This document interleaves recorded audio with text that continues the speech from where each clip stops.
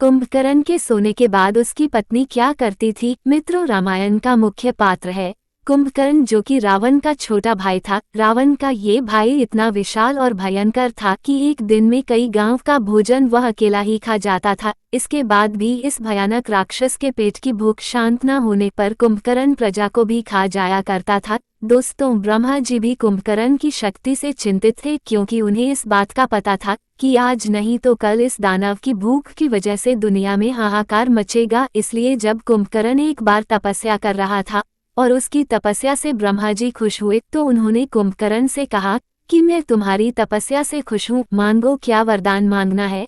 इस पर कुंभकर्ण ने सोचा कि वह इंद्रासन मांगेगा और वह एक योद्धा बन जाएगा, लेकिन ब्रह्मा जी को पहले से पता था कि कुंभकर्ण वरदान में क्या मांगेगा। इसलिए ब्रह्मा जी ने सरस्वती माता से प्रार्थना की कि वह कुंभकर्ण की जीभ पर विराजमान हो जाए और उसकी मति पलट दे। उसके बाद सरस्वती माता ने ऐसा ही किया। जब कुंभकर्ण ने ब्रह्मा जी की तपस्या की तो वरदान मांगते समय देवी सरस्वती कुंभकर्ण की जीभ पर विराजमान हो गई और परिणाम ये हुआ कि कुंभकर्ण ने इंद्रासन मांगने की जगह पर निद्रासन मांग लिया। इतना सुनते ही ब्रह्मा जी मुस्कुराए और उन्होंने तथास्तु कह दिया ताकि सृष्टि की रक्षा हो सके। लेकिन जब ये बात रावण को पता चली तो उसने सोचा कि इस वरदान से तो कुंभकर्ण हमेशा सोता रहेगा। इसलिए रावण ने ब्रह्मा जी से विनती की कुंभकर्ण को 6 महीने सोने और 6 महीने जागने का वरदान दे। रावण के विनती पर ब्रह्मा जी ने कुंभकर्ण को 6 महीने सोने और 6 महीने जागने का वरदान दिया। दोस्तों, इस वरदान के बाद कुंभकर्ण सो गया और जब वह 6 महीने बाद उठा तो पूरी लंका में हाहाकार मच गया, क्योंकि उसका शरीर एक बड़े पहाड़ की तरह था।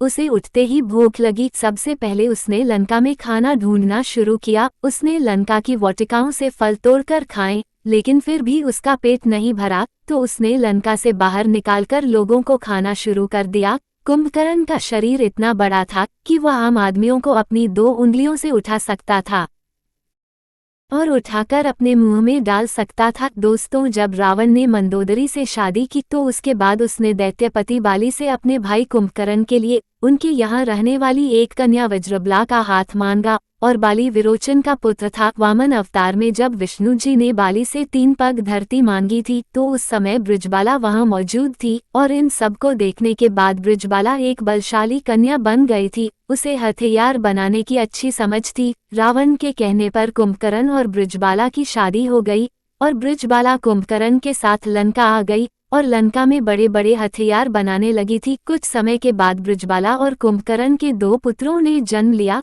जिनमें से एक का नाम कुंभ और दूसरे का नाम निकुंज था। इसके अलावा कुंभकर्ण ने 2 शादियां की थी। कुंभकर्ण की दूसरी पत्नी का नाम कर्कटी थी। दोस्तों, रावण और कुंभकर्ण हमेशा से राक्षस नहीं थे, बल्कि एक श्राप के मुताबिक वह राक्षस बने। धर्म ग्रंथों के अनुसार भगवान श्री विष्णु के दरबार में जय और विजय नाम के 2 द्वारपाल थे। एक बार शाक, नंदन, सनातन और सनत कुमार नाम के 4 मुनि भगवान श्री विष्णु के दर्शन करने के लिए पहुंचे। इस दौरान जय और विजय नाम के श्री विष्णु के 2 पहरेदारों ने उनकी हंसी उड़ाते हुए उन्हें रोकने की कोशिश की। इससे मुनि क्रोधित हो गए और उन्होंने श्राप देते हुए कहा कि तुम्हारे कर्म तो असुरों जैसे हैं, तुम असुर बन जाओ, यहाँ तुम्हारा कोई काम नहीं। इस पर जय और विजय को अपनी गलती का एहसास हुआ और उन्होंने मुनि क्षमा मांगी। इस पर मुनि ने कहा कि मैं श्राप तो वापस नहीं ले सकता, लेकिन इतना कर सकता हूँ कि तुम्हें हमेशा के लिए नहीं बल्कि 3 जन्मों के लिए ही राक्षस योनि में रहना होगा और तीनों ही जन्म में तुम्हें मुक्ति देने के लिए भगवान श्री विष्णु स्वयं आएंगे। उसके बाद जब तुम्हें अपने पद और अपनी शक्तियों का पता चलेगे तो उसे अपने ऊपर घमंड हो गया और भगवान विष्णु को युद्ध के लिए ललकारते हुए कुंभकर्ण बैकुंठ पहुंच गया। पुराणों के अनुसार पूर्व जन्म में कुंभकर्ण मधु नामक असुर था, जिसको भगवान विष्णु से युद्ध करते करते जब 5000 साल हो गए तब देवी योग माया ने उनकी बुद्धि का हरण कर लिया, जिससे मधु और कैचअप को लगा कि अब विष्णु जी हमसे डर गए। इसलिए उन्होंने घमंड में आकर कहा कि विष्णु, तुम हमसे कोई भी वरदान मांग सकते हो, मांगो, तुम्हें क्या चाहिए। तभी भगवान विष्णु ने कहा कि तुम अपनी मृत्यु का उपाय बताओ। अपने ही वचन में फंसे हुए मधु कैटअप अब कुछ नहीं कर सकते थे। तभी उन्होंने बताया कि उनकी मृत्यु केवल भगवान की जांघ पर हो सकती है। ये सुनते ही भगवान ने अपने शरीर का विस्तार करना शुरू कर दिया और अपनी जाल में फंसाकर उन दोनों का सर सुदर्शन चक्र द्वारा धड़ से अलग कर दिया। लेकिन राक्षस योनि में जन्म लेने की वजह से मधु केटब का जन्म फिर से हो गया। तभी केटब और मधु ने भगवान से प्रार्थना की कि प्रभु अब हम इस राक्षस योनि से मुक्त होना चाहते हैं।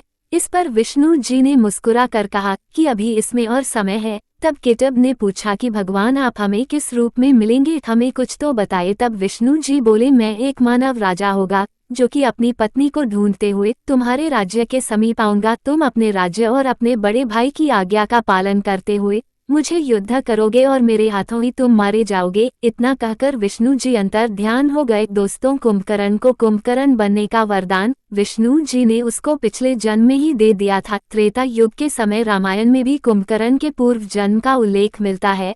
असल में एक ऋषि के श्राप के अनुसार कुंभकर्ण जंगल में भटक रहा था।